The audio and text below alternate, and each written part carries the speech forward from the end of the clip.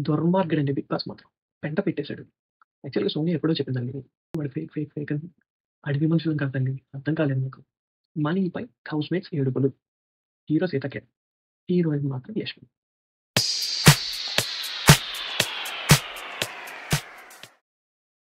Hi అండి. నమస్తే. Welcome back to the channel. ఇదొక రకంగా first video of the 'Bigg Boss' and last video before the wild card entry. అంటే ఏం చెప్తానంటే, వారం మొత్తం మణికంఠ ఏడవడం, మణికంఠ మీద పడి ఏడవడం. ఇదే సరిపోయింది నన్నడిగితే. శుక్రవారం అయితే కాస్త నిదానంగా హౌస్ మంచిగా మొదలైందనిపించింది.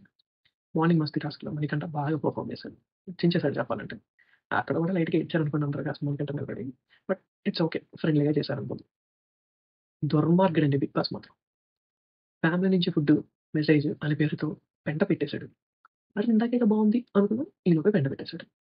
ఈ కాన్సెప్ట్ మొత్తంలో అందరికన్నా క్రూషియల్ ఆర్ కాంట్రోవర్షియల్ డెసిషన్స్ ఇద్దరివి. యష్మి, మణికంఠ. ఈవిడ యష్మి గురించి మాట్లాడాలంటే నాకు ఏమోనండి కోపమొచ్చేస్తది. ఆవిడ ప్రవర్తన చూసినా, ఆవిడ మాటలు చూసినా, ఆవిడ చేష్టలు చూసినా. కంప్లీట్ ఫేవరెటిజం అండి. లోపలికెళ్ళి ఎవరు ఫుడ్ చూస్ చేసుకుంటాం అంటే నిఖిల్ నా ఫేవరెట్ అని చెప్పింది. ఫుడ్‌తో పాటు మెసేజ్ కూడా ఉంటది. మనకంటాకి మెసేజ్ ఇంపార్టెంట్ అని 'బిగ్ బాస్' ఎంత గుచ్చి గుచ్చి అడిగినా కూడా నిఖిల్‌కే ఇస్తానుంటది. ఏమనంటే "మణికంఠకి నేనున్నా 'బిగ్ బాస్' అంటది. 'మణికంఠకి నువ్వు ఉండేదేంటమ్మా? మణికంఠని ఛీ అంటావు, పో అంటావు. ఇంత ఛాన్స్ ఇస్తే ఎక్కేస్తావు, తొక్కేస్తావు. మణికంఠకి ఉండేదేదో నిఖిల్‌కి ఉండొచ్చుగా. నీ బెస్టీ కదా ప్రెజెంట్." ఏంటో హిపోక్రసీ స్పెల్లింగ్ అక్కర్లేదండి. డెఫినిషన్ అక్కర్ల. యష్మి 'బిగ్ బాస్‌లో' చూపిస్తే చాలు. తను ప్రెజెంట్ అయితే డబుల్ గేమ్ ఆడుతదండి నా ఫీలింగ్ ప్రకారం. అందితే జుట్టు పట్టుకుంటది. అంటది. అందకపోతే కాళ్ళు పట్టుకుంటది. తనొకటి అనుకుందంటే దాన్ని సాధించడానికి, అది నిజమని ప్రూవ్ చేయడానికి ఏదైనా చేస్తది. ఎన్ని మాటలైనా చెప్పిద్ది. నీ ముందు ఫేక్, ఫేక్, ఫేక్ అని వస్తది. నువ్వు పక్కకెళ్ళిపోయాక నలుగురి ముందు వాడు ఫేక్, ఫేక్, ఫేక్ అని ప్రమోట్ చేస్తే ప్రాపగేట్ చేస్తది. కానీ ఇది మాత్రం మనీకి ఒక మంచి ఆపర్చునిటీ అయింది. ఎందుకు ఆ మాట అంటున్నానంటే తను ఎంత మెచ్యూర్డ్‌గా ఉండగలడు జనాన్ని ఇన్‌ఫ్లూయెన్స్ చేయకపోతే అనేది ప్రూవ్ చేసుకోగలిగాడు. నెక్స్ట్ మనకంటని పిలిచాడు. దుర్మార్గుడు కదా 'బిగ్ బాస్.' ఆబ్వియస్‌గా 'పృథ్వీ వర్సెస్ యష్మి' అన్నాడు. యష్మి కాదు నేను 'పృథ్వీకి ఇస్తా' అన్నాడు.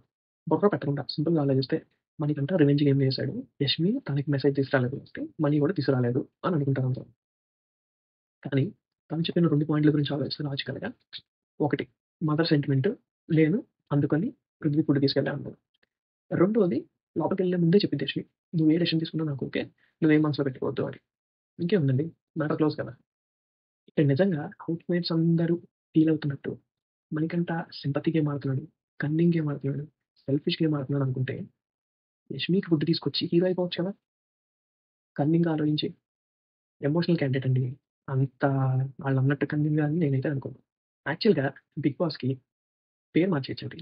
'మనీపై హౌస్‌మేట్స్ ఏడుపులు.' ఈ సినిమాకి మాత్రం హీరో సీతకే. హీరోయిన్ మాత్రం యష్మి. యాక్చువల్‌గా సోని ఎప్పుడో చెప్పిందండి. "అమ్మ యష్మి నీకు నిఖిల్, పృథ్వీ అటెన్షన్ కావాలి. ఆళ్ళేమో నాకు అటెన్షన్ ఇస్తారు. అందుకని నువ్వు నా మీద పడి ఏడుస్తున్నావు. అడవి మనుషులం కాదు తల్లి. అర్థం కాలేదు నీకు. అంత సేటు హగ్గులు, చేతులు పిసుక్కోవడాలు లేకపోవచ్చు కానీ, ఆవిడ పైత్యం మాత్రం ఆ లెవెల్‌లోనే ఉంటది.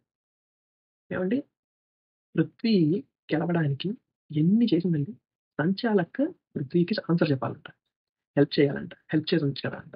ఆవిడ ముందు అదే మాట అంది. తర్వాతొచ్చి ఆవిడ ఎన్ని మాటలంది, నానా మాటలంది, రాద్ధాంతం చేసింది, ఏడ్చింది. కాదమ్మా ఓడిపోయిన పృథ్వీ బానే ఉన్నాడు కదా! నీకెందుకు అంత ఏడుపు?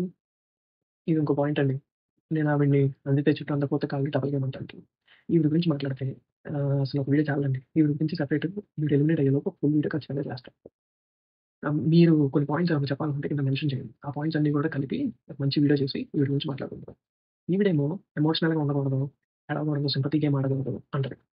ఈవిడ ఆ! అంటే ఏడ్చేస్తది. ఫేక్, ఫేక్, ఫేక్ అని అరుస్తది. అంటే అమ్మో! నేను ఫెయిరు అంటది. నాగమామ వీడియో చూపించగానే ఈవిడ ఫేక్ ఏడుపంతా బయటకొచ్చేస్తది. ఈవిడ ఏడిస్తే నాకు సీరియల్ యాక్టింగే ఇంకా చాలా బెటర్ అనిపిస్తది. ఆళ్ళు హార్ట్ బ్రేక్ చేసారు, ఈళ్ళు హార్ట్ బ్రేక్ చేసారు అని చెప్పిద్ది. నీకిష్టమైనోళ్ళు ఎవరో చెప్పమ్మా అంటే కనీసం ఆఖరిలో కూడా నేమ్ సైడ్ కూడా ప్రేరణ పేర్లు చెప్పలా. ఆ హార్ట్ బ్రేక్స్ అంటే ఏంటండి మరి? అయితే ఈ ఏడుపు రేస్‌లో యష్మిని సైతం దాటేసే రేంజ్‌లో ఒక క్యాండిడేట్ వస్తది. Note this point Seethakka. ఒక్కొక్క టైమ్‌లో టైటిల్ గెలిచే ఛాన్స్ ఉందేమో ఈమెకి అనుకున్నా. ఏం లేదండి. అదే ఫేక్. అదే ఏడుపు. ఏమ్మా పృథ్వీ సంచాలక్ చేసాడు. కుక్కలో పెట్టాడు. ఒక్క మాట అనలేదు అతన్ని. ఏ మణికంఠ చులకనా నీకు? చిన్న చూపా? అతను సంచాలకుడిగా చేస్తున్నాడు. అతను ఏదో అరేంజ్ చేస్తున్నాడు. నీకెందుకమ్మా? హ్మ్. నిఖిల్‌తోనో, నబీల్‌తోనో మాట్లాడినట్టు చక్కగా మాట్లాడిపోయావా? చిన్నగా చెప్పొచ్చుగా. అలా కాదు మణికంఠ అలా పెట్టకూడదు. ర్యాండమ్‌గా పెట్టు అని.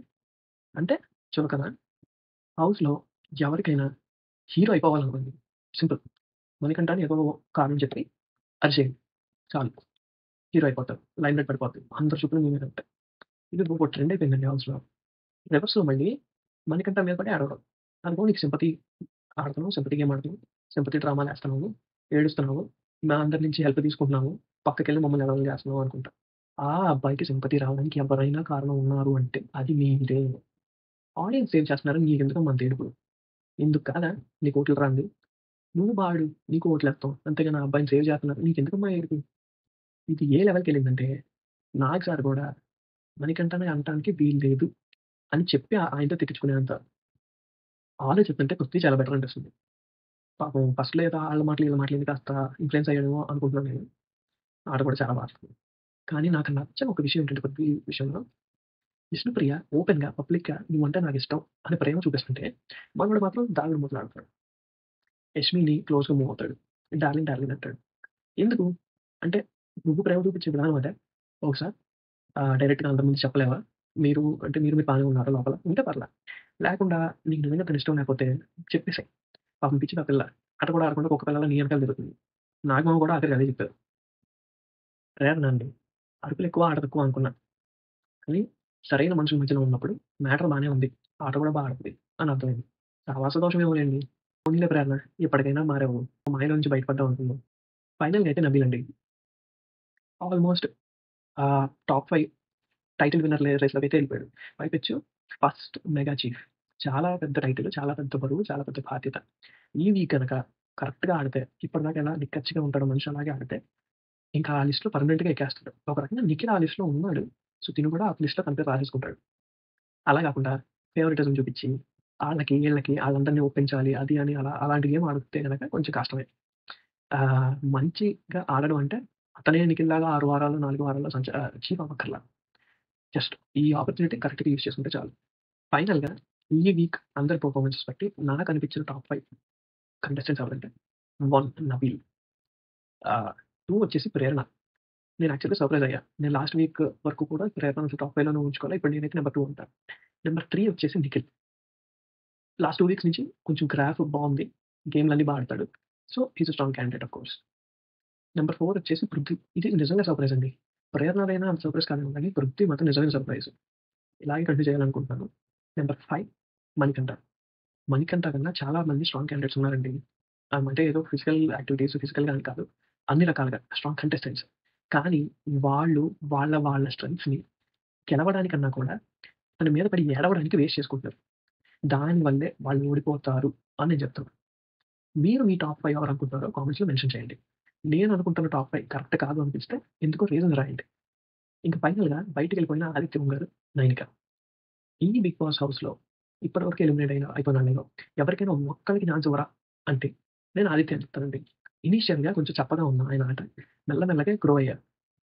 అరే! మనిషి దారిలో పడ్డాడు. కరెక్ట్ మీటర్‌లో ఉన్నాడు అనుకునే టైంకి పాపం ఎలిమినేట్ అయిపోయాడు. అయితే ఎగ్జాక్ట్ ఆపోజిట్‌లో నైనిక గ్రాఫ్ మొత్తం రివర్స్. ఫస్ట్‌లో సూపర్ డూపర్‌గా స్టార్ట్ అయిన గ్రాఫ్ ఇప్పుడు చివరికొచ్చేపాటికి చాలా పడిపోయింది.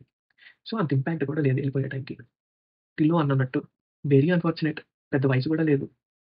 సరేనండి. వైల్డ్ కార్డ్స్ వచ్చేస్తున్నారు. మరి వాటి గురించి మీ వ్యూస్ ఏంటో, ఎవరెవరి గురించి మీదేంటో కామెంట్స్‌లో మెన్షన్ చేయండి. నెక్స్ట్ వీడియోలో మళ్ళీ ఇంకా క్లియర్‌గా మాట్లాడదాం.